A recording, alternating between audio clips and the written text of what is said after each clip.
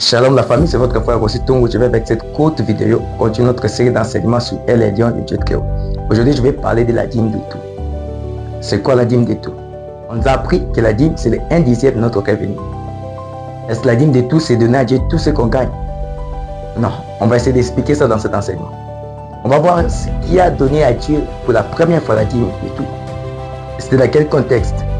Et dans notre époque, quelle est l'implication de cette dîme dans notre époque, dans nos combats spirituels, la dimension du Dieu très haut?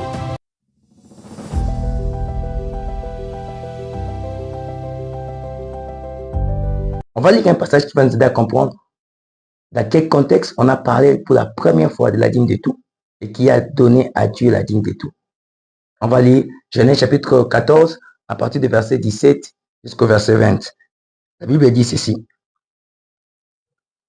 Après qu'Abraham fut revenu vainqueur de Kedorlaomer et des rois qui étaient avec lui, le roi de Sodome sortit à sa rencontre dans la vallée de Chavé, qui est la vallée du roi. Melchisédek, roi de Salem, fit apporter du pain et du vin.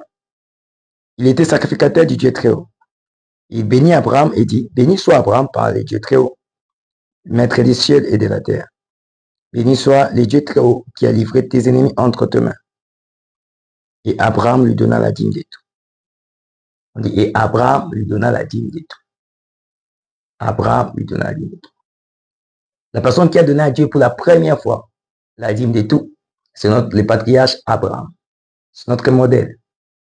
Celui qui a vécu Dieu à la dimension du Dieu très haut, Elle est lion pour la première fois. Et c'est dans quel contexte? On montre ici, il revenait d'une guerre avec les grands rois Kedorlaomer et tous ces rois qui étaient avec lui. Abraham est sorti vainqueur de cette bataille. Alors, à l'époque, vous devez savoir une chose à l'époque, quand vous sortez vainqueur d'une bataille, vous avez la possibilité soit de tuer le roi et ses habitants, vous avez la possibilité de faire de ce roi et de ses habitants vos esclaves, ou soit prendre tous les biens de ces pays, de ces villes et de ces rois. C'est ce qu'Abraham a fait. Abraham a libéré Lot et puis il a pris tous les biens de ce roi et de leurs habitants. Abraham était vraiment riche. Il avait beaucoup de biens après cette bataille. Vous allez voir un élément. Quand il revient de cette bataille avec tous ses biens, quand il rencontre Melchisédek, qui lui donna le pain et le vin, et Abraham, à la fin, il donne la dîme de tout. Melchisédek l'introduit dans la dimension de l'Elion, et lui, il donne la dîme de tout.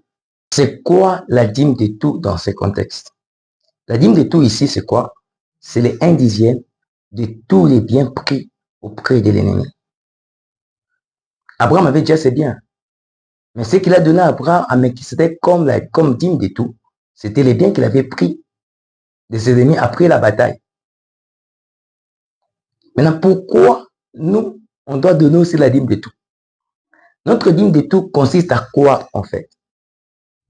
Dans le combat de la dimension de l'air. Expliquer comment quelle est la distance physique, la distance spirituelle. Regardez les vidéos précédentes. Pourquoi j'ai dit ça? Parce que l'ennemi connaît un passage. Je vais vous montrer un passage. L'ennemi connaît ces passages et il applique ces passages. Et ces passages vont nous enseigner pourquoi j'ai dit qu'il faut créer la distance spirituelle et physique et aussi pourquoi donner la dîme de tout. Lisons Ecclésias chapitre 7, verset 7. La Bible dit ceci.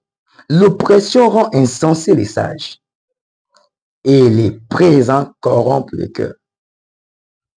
Quand vous êtes proche de l'ennemi va vous oppresser.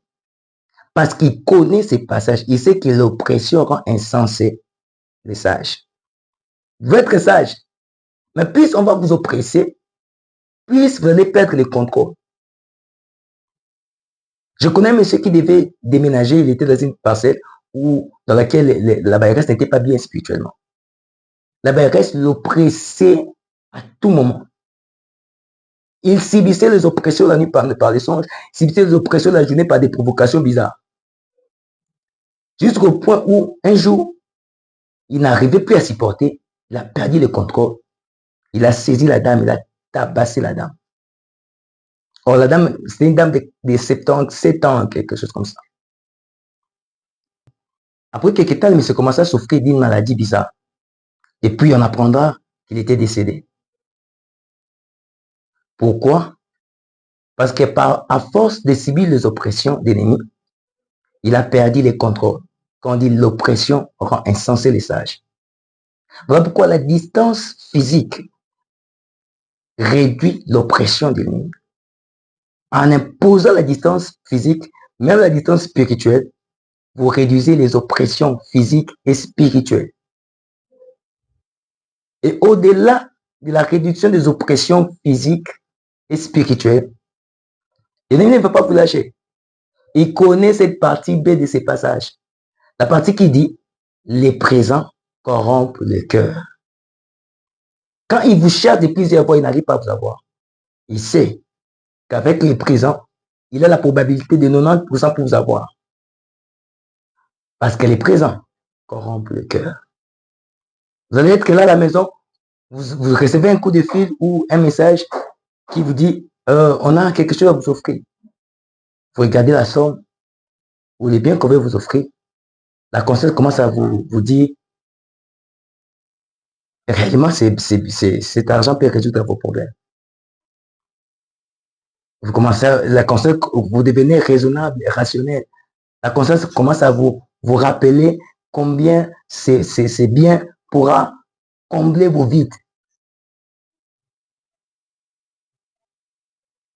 Parce que les présents corrompent le cœur. Que faire? Faut-il prendre ou refuser? C'est vrai, on a toujours conscience, on se dit que tout ce qui provient de l'ennemi, il ne viendra pas pour nous faire du bien. On sait que tout ce que l'ennemi va nous offrir, c'est pour nous nuire et nous détruire. On a cette conscience-là. Il arrive des fois, on refuse les cadeaux, on refuse parce qu'on sait que ce qui provient de l'ennemi, il ne viendra pas pour nous faire du bien. Ça viendra pour nous détruire. Mais dans la dimension de l'Elion, vous devez savoir une chose. Il ne faut pas avoir la même conception que l'ennemi. Souvenez-vous de ces passages. Elle dit ceci. Quand l'Éternel agrée la voix d'un homme, il dispose à son égard même ses ennemis. Laissez l'ennemi avoir la conception de vous détruire, de vous nuire. Mais vous naviguez dans une autre révélation de la parole de Dieu. À moins que le Saint-Esprit vous dise clairement, ne prenez pas. Beaucoup de gens ont raté certaines bénédictions de Dieu provenant de leurs ennemis à cause de la peur, à cause de la crainte. Certaines peurs peuvent faire rater certaines choses. Parce que Dieu peut passer par ton ennemi pour te bénir. Dieu peut passer par ton ennemi pour résoudre tes problèmes. Mais la peur, la crainte pourra te faire rater certaines choses. La dimension de l'Elion, Dieu nous interdit d'avoir peur et de craindre. Regardez, j'ai dit dernièrement, je vais vous expliquer le psaume 91. Et si vous regardez toutes mes vidéos, j'ai déjà commencé à expliquer le psaume 91 de plusieurs manières, mais je n'ai pas dit ça clairement que je suis en train d'expliquer le psaume 91. Le psaume 91, c'est l'héritage des fils du Dieu très haut. Le psaume 91 nous montre les actions de Dieu d'animation de Dieu très haut à notre avantage. Et nous montre aussi les attitudes qu'on doit avoir d'animation de Dieu très haut. Le psaume 91 nous montre aussi les sorts des méchants dans la dimension de Dieu très haut. Regardez une des attitudes que Dieu nous montre dans la dimension de Dieu très haut dans le psaume 91. Regardez, on dit ceci, le psaume 91, verset 5 à 6. La Bible dit ceci. Tu ne craindras ni les terreurs de la nuit, ni les flèches qui volent des jours, ni la peste qui marche dans les ténèbres, ni la contagion qui frappe en plein midi. Dans la dimension de Dieu, Dieu nous interdit d'avoir peur. Dieu nous interdit de craindre. Et je vais prendre seulement un élément ici. Il dit ceci, tu ne craindras ni la peste qui marche dans les ténèbres. La peste est une maladie. Comment la maladie peut marcher dans les ténèbres? Il dit, tu ne craindras pas la peste qui marche dans les ténèbres. Je vais vous expliquer cette portion. La peste peut marcher dans les ténèbres. C'est quand l'ennemi t'offre un cadeau. Il y a certains cadeaux, vous voyez les cadeaux, mais c'est une maladie. L'ennemi sait que quand tu vas prendre, tu vas l'utiliser, tu auras une maladie qui va te conduire à la mort. Il sait ça, il connaît. Et c'est ça la peste qui marche dans les ténèbres. C'est un cadeau travaillé dans le monde des ténèbres. Mais Dieu dit, tu ne craindras pas cette maladie qui marche dans les ténèbres par les cadeaux. Tu ne craindras pas. Dans la dimension de l'Élion, Dieu nous autorise de prendre ce que l'ennemi nous donne, mais à une seule condition, prélever la dîme de tout. Prélève la dîme. Prélève la dîme. Cherche un homme de Dieu qui prie pour toi et prélève la dîme. Je connais une dame qui passait des moments difficiles. Elle cherchait de l'argent pour sortir, trouver une autre maison parce que là où elle habitait, les conditions n'étaient plus bonnes. Un jour, sa soeur qui la combattait à tout moment, elle l'appelle pour lui dire, j'ai telle somme d'argent à t'offrir. La dame était paniquée. S'est dit, cette soeur me combat. Elle cherche ma vie de plusieurs manières. Aujourd'hui, elle vient m'offrir cette somme d'argent. Et je sais qu'avec cette somme d'argent, je peux payer une nouvelle maison et me retrouver avec mes enfants. Elle m'a appelé, elle m'a dit, qu'est-ce que je dois faire avec cet argent? Je lui ai dit, prends cet argent, mais prélève la dîme. Elle a pris cet argent, elle a prélevé la dîme. Et après, qu'est-ce qui s'est passé? Quelques jours après, elle fait un songe. Elle voit sa sœur venir la nuit pour réclamer son argent. Et dans le songe, elle dit à sa sœur, cet argent ne t'appartient plus. Elle a eu l'autorité spirituelle dans les songes, refusé de donner à sa sœur de l'argent dans le songe. Pourquoi? Parce qu'elle avait prélevé la dîme. La dîme de tout te protège contre le ruse des ennemis par les présents et par les cadeaux. Comme j'ai dit, à moins que le Saint-Esprit te dise, ne prends pas les présents, ne prends pas ces cadeaux. Si l'Esprit ne te dit rien, enlève la peur. La peur peut te faire rater certains cadeaux de Dieu provenant de tes ennemis. Parce que Dieu dit, s'il a créé la voix d'un homme, il dispose à son égard même ses ennemis. Que Dieu vous bénisse.